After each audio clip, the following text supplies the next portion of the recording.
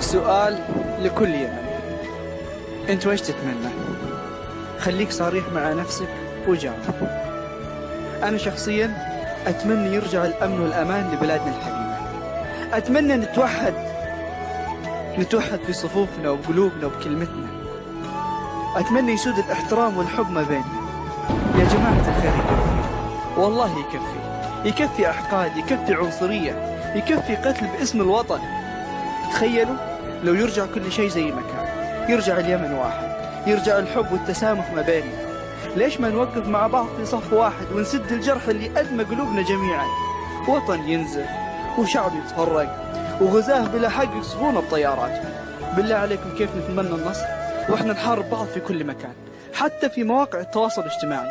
هذا ينشر عن هذا وهذا يسب هذا لأتفه الأسباب. أدري كلامي ما عجبكم، بس للأسف هذا